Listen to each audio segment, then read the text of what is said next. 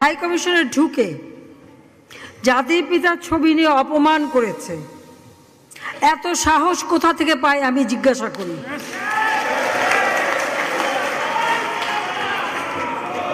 আমি জানি না আমাদের হাই কমিশনে এখন কারা বসেছিল এবং তারা সেখানে কিছুই করতে পারলো না কেন, সেটাও বড় প্রশ্ন।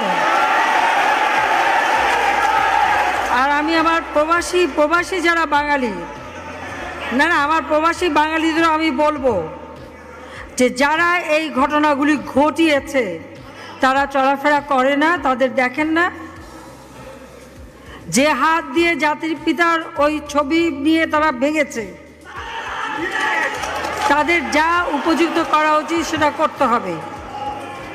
কারণ জাতির পিতার নাম মুছে ফেলার চেষ্টা করা হয়েছিল, তো তারিখ যেহেতু দূরের কথা, ওর বাপ তো চেষ্টা করেছিল এই নাম মুছতে, ওর বাপও চেষ্টা করেছে, মাও চেষ্টা করেছে। তারা কি পেয়েছে নাম মুছতে?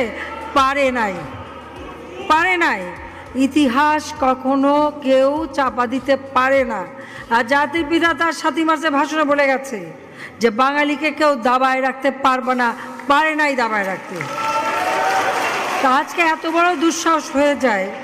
হ্যাঁ, আমি প্রধানমন্ত্রী এসে আমারটা যা করুক ওটা আমি কিছু মনে করি না, কিন্তু যিনি আমাদের জাতির পিতা, যার আইন আছে, সেখানে হাত দেবে এত সাহস কোত্থেকে পেল? তারেক যে ভুলে